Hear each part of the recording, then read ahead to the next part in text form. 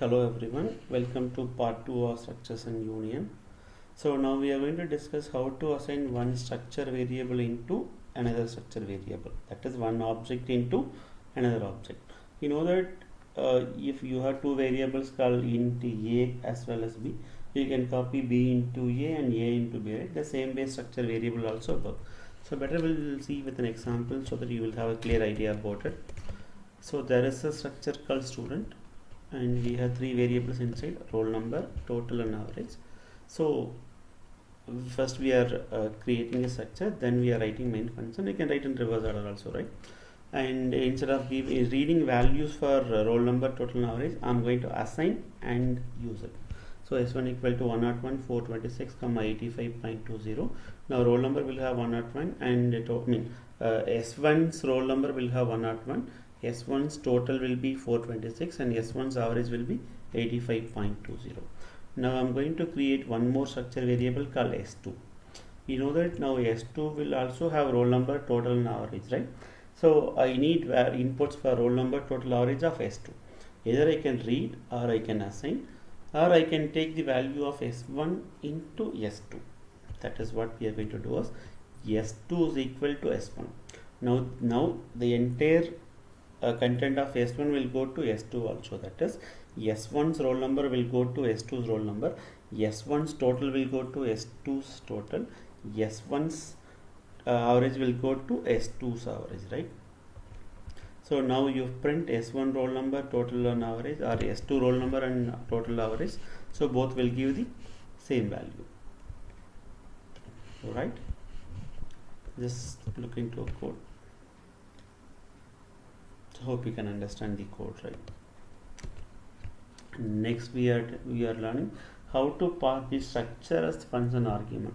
You know that how to pass one variable into a function or one array into a function, right? Similarly, it is possible to pass the structure also as the function argument. So better we'll go to with an example. So I'm going to create a simple structure now. Struct sample. Inside I'm taking two simple variables called a as well as b. So first, and you know structure should end with semicolon, right? Okay.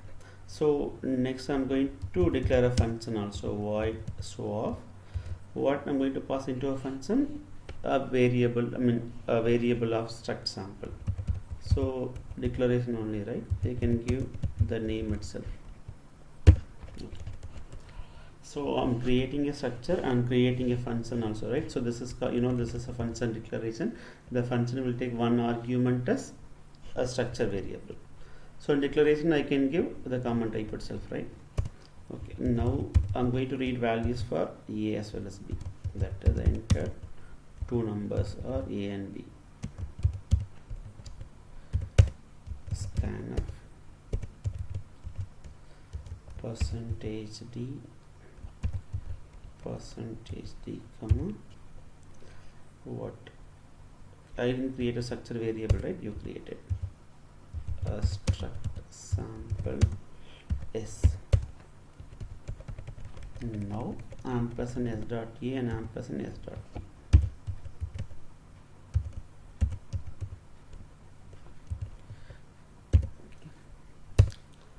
So now we are reading input for it, and then I'm going to call the function called show of s.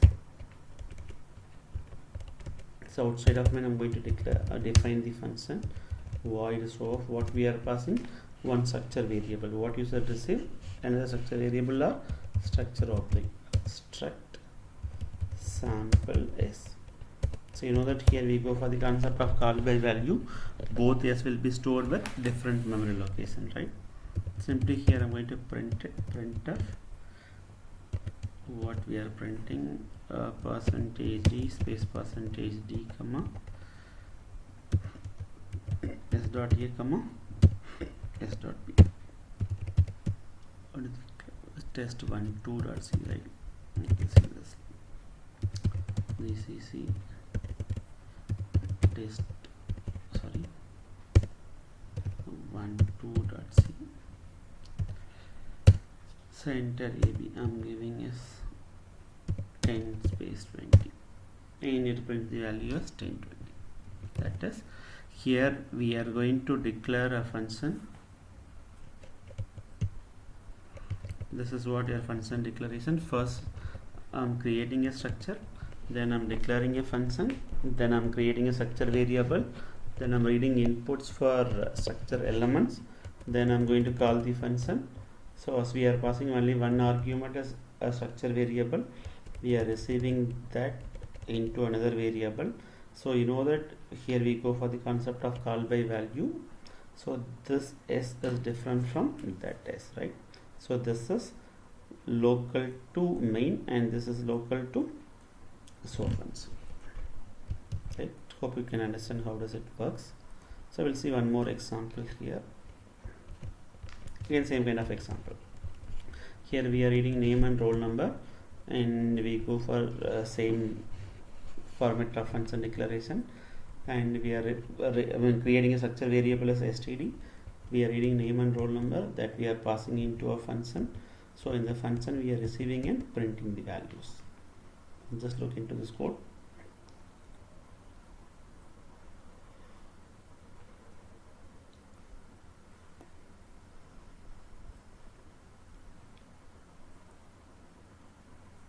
Okay, fine.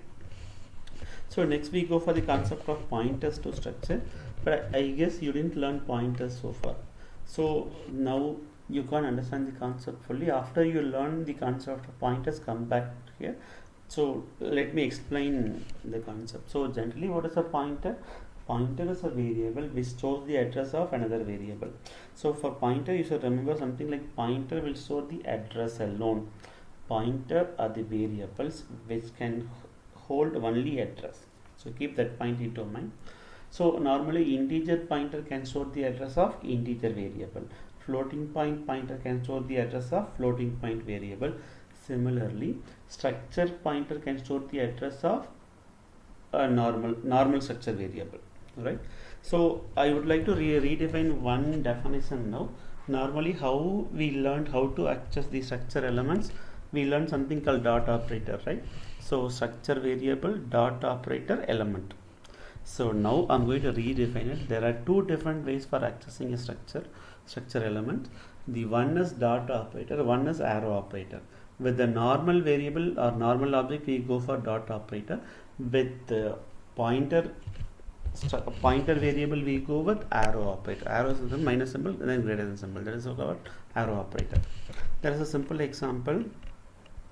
So struct student something like we have s1 comma star s2. What is s1? It is a normal variable. What is s2? It is a pointer variable, right? So always pointer can store the address alone. So s2, for address we go with ampersand operator, right? So s2 equal to ampersand s1. Since s2 is the pointer variable which can store only the address alone, as it is the structure pointer, we are going to store the address of a structure variable into it. So after you learn the concept of pointers, you come back here, so only you can understand. Okay. So s2 is the pointer variable. Now this can store the address of a normal variable. Now s1 is the normal structure variable, s2 is the structure pointer. Okay, go through this example. Okay, fine. Let me explain the code. Struct student, there are two variables we have, roll number and total. So instead of reading the input, I'm going to assign this directly. S1 equal to 101 comma 95. 101 will go to roll number and total will have 95. So I'm creating one more variable as structure pointer. So struct student star s2. So you know that pointer can store only the address alone. So s2 equal to ampersand s1, right? So with the help of s1, I can directly access the help of dot operator, s1 dot roll number, s1 dot total.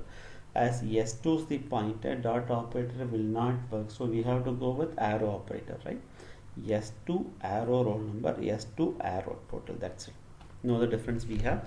Only two things you should remember. Pointer stores the address and the structure pointer stores the address of a normal structure variable. Second important point you're supposed to remember is normally we go with the dot operator with normal structure variable, but we have to go with arrow operator for structure pointer.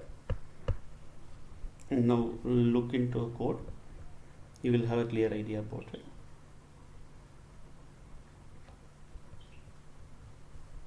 Yes, we are moving to next one. There is something called self-referential structure.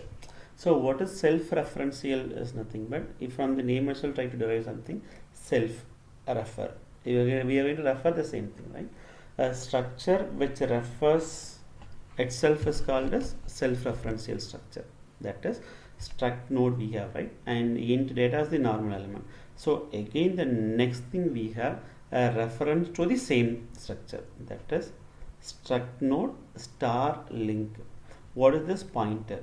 This pointer will refer to the same kind of structure.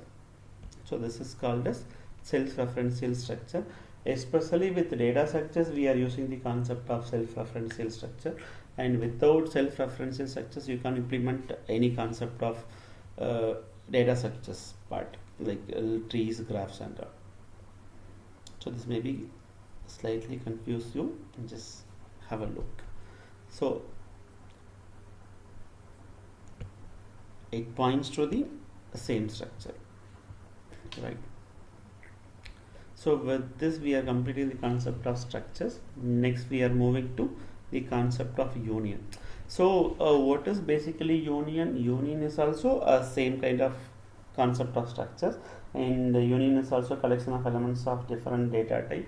Union is also a derived data type, and the access format, everything is similar to structure. The only difference is only in terms of memory allocation alone we have a difference. In structure you will have memory for each and every element of a structure, but union allocates memory for only one element. So that one element is also the element which is having the highest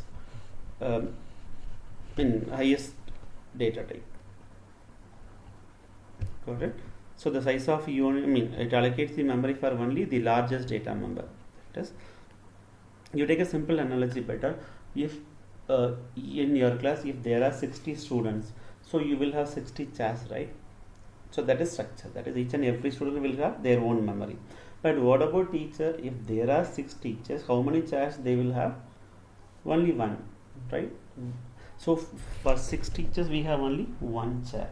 Then how they can access it? At a time only one can access it, that is they are sharing the space, right? That is what union. So union allocates memory for only one data type at a time, only one data type. So that is also the largest sized element. Okay. So come to this example: union employee and int id, character name of 10 and float salary. So generally id needs 4 bytes for access, and name requires 10 bytes, salary requires 4 bytes, right?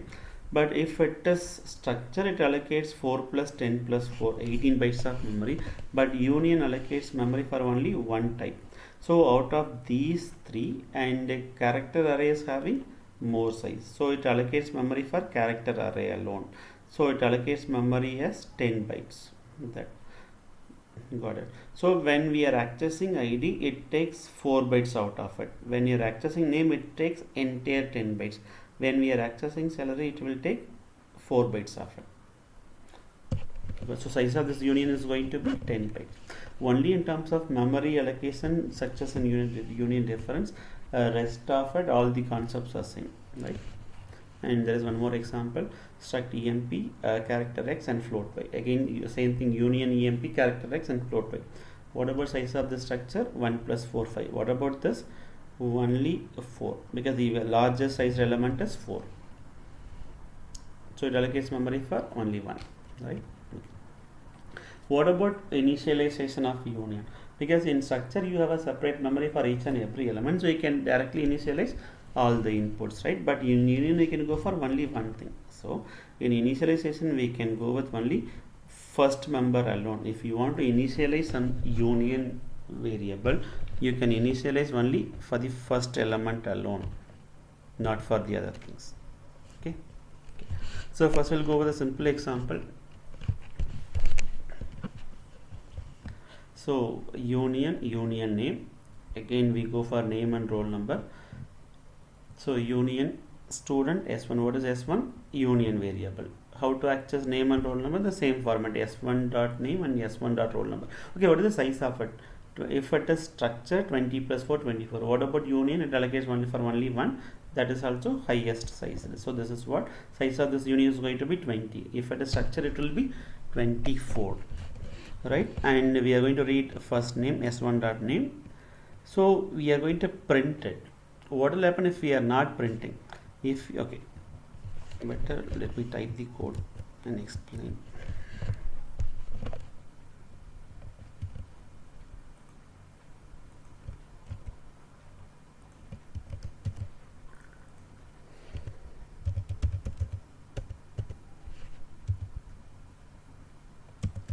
Union sample character name of 10. Okay, int the roll number we are giving, right? And union also must end with semicolon. So union sample, then I'm giving as S. So how to read input? Printf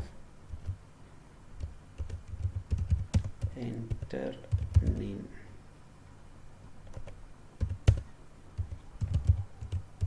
Scanf percentage s comma, how to access name? Yes, s dot name. Okay, so if you know that only we have memory for only one element, right? If I'm reading next input, what will happen? That space will be overridden by the next thing, right? So some enter roll number.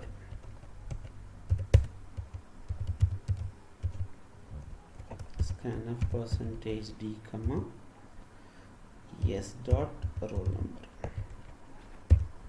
So here we can read both the inputs, right? Okay, we'll check if I'm trying to print both name and roll number. Percentage yes, percentage, this is the way we are using the structures, right? S dot name comma s dot roll number. I think I did a mistake here. You should go with ampersand s of roll number, right? Okay, test one. I'll try to check it.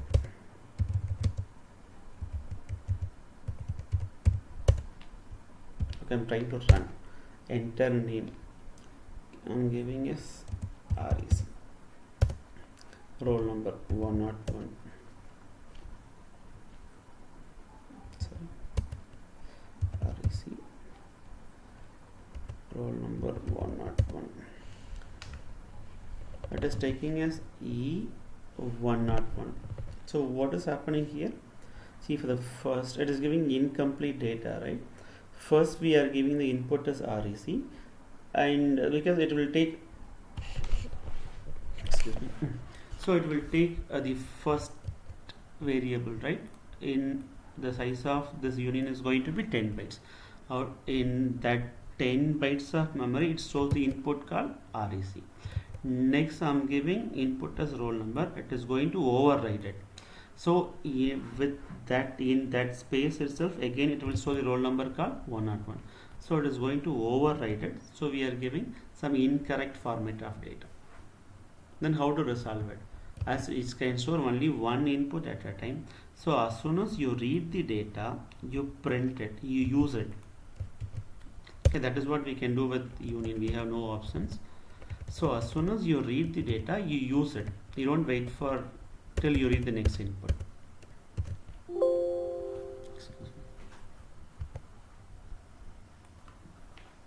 Okay, to avoid this scenario, what we can do is, as soon as you read the data, you try to print it. So percentage s comma s dot name, then you read roll number, printf percentage d, I will give space for formatting, comma s dot roll number. So what I'm doing here, as soon as I read the data, I'm going to print it. So test1 to enter name REC, roll number. So we'll go for formatting of data.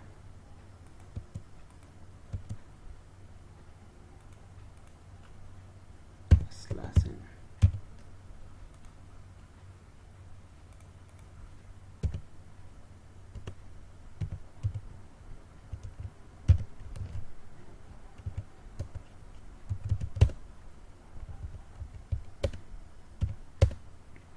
Enter name REC, prints REC, enter roll number 1, 2, 3, print roll numbers 1, 2, 3. So at a time we can access only one element, right? So if I want to access, if I want to print both the inputs at same time, what should I do? You can't do with union, you have to go for structures only. Then what is the advantage of union? In some applications, we can go for union. For these kind of applications, like if I can access only one element at a time, I can go with union.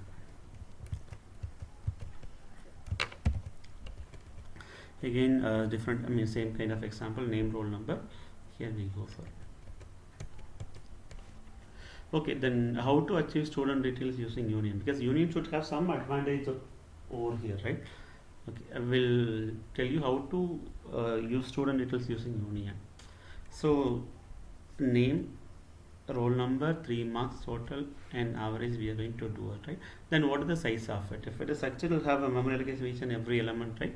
As it is union, we will go for only one element, that is also highest size. So name of 20, size of this union is going to be 20 bytes. Okay, and now I will try to achieve the same output here also. So union student S of 60, that is we are reserving memory for 60. The number of students n we are going to read, and out of 60 we can access only n. So there is something called temp. I will tell you what is the use of it. So you know that we need for loop for accessing array of structures. Here array of union we have, right? So array of union also will follow the same process. So inside of for loop, first I'm going to read name, then I'm going to print it, then I'm reading roll number, I'm going to print it, then so first mark we are reading m1. So how to calculate total? Because m1 plus m2 plus m3, right? But if you are reading m2, again m2 mark will be overwritten. So instead of, to avoid that issue, what I'm going to do is I'm going to have a normal variable. That is normal variable in the sense, here we have a variable called temp. Temp is a normal variable. So I'm taking temp as 0 first. So as soon as I read m1, I'm going to take the backup in terms of m1. I'm going to print m1 as well as I'm going to take m1 into temp. So what is temp now? Simply m1. So next, what is the final value we have in union memory? m1. Initially we had name, we have printed. When you read a roll number, instead of name it will write roll number there. You are printing roll number, then you are reading m1. When you read m1, the roll number content will be replaced by m1. Again you are going to read m2. So now the m1 content will be replaced by m2. Right? Can you understand? So m2 will be m1 will be replaced by m2. So where we have the backup for m1 in terms of temp. So now temp, I'm going to take temp plus m2, that is m1 plus m2. Again I'm going to read m3. Now m2 content will be replaced by m2. But before that we are calculating m1 plus m2 that we have kept in terms of temp, right? So now we can print m3 and temp we can take as temp equal to temp plus m3. Previous temp was m1 plus m2. Now we are adding m3 also with temp. Got it? Okay. Now I want to print total from the total, variable name total itself. So I'm going to assign temp to total. What is total? It is a union variable. So we can go with formal accessing of this as s of I dot total. Now we are going to print total as it is. Then average equal to temp by 3. Then we are printing average. Then it will take the next iteration. So the only thing is you can't store the backup. You can read and process and print parallelly. So that is some part of things you can achieve with union. So it is not flexible as like structures. The only thing in terms of memory consumption we can go with union, right? Okay, what is the major comparison between structure and union? Structure is a collection of elements of different type, and union is also same thing. Keyword structure, keyword union, and the difference is only in terms of storage. And every structure element will have its own storage. Union will share a common. If you take a simple example, what is the size of this? 1 plus 4 plus 4 and 9. Here it is only 4. All right. And in terms of initialization, structure can initialize every element of a structure, every member of it, but union can initialize only the first element alone. Okay. Okay, we'll see some MCQs. First one. So what is the output of it? Struct num int ijkl and the struct num n equal to 1 2 3, and we are printing ijkl. Yes, it is compilation. Why it is compilation error? Because structure elements are accessed only with structure variable dot, right? So you should use this n dot I, n dot j, and n dot k. It is directly accessed, so it is compilation error.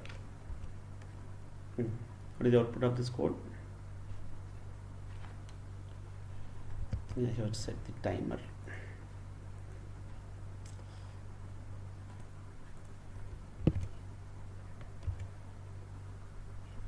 What is the output of this code? Okay, it is a normal structure, right? So it will take 4 and 7.97. It will go for truncating.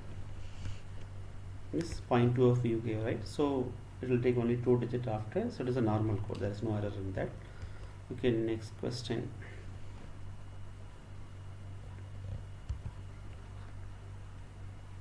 I think I'm confusing with the. Okay, let me finish. We are running out of time already. So it is the normal way of accessing a character array. So it is normal I1 we are assigning into I2. If you print both I1 and I2, it will take the same value. The last question. So you can use static inside a structure. So please compilation error. If you have, thank you. If you have any queries, you post it through your class teachers. We will resolve it. Thank you.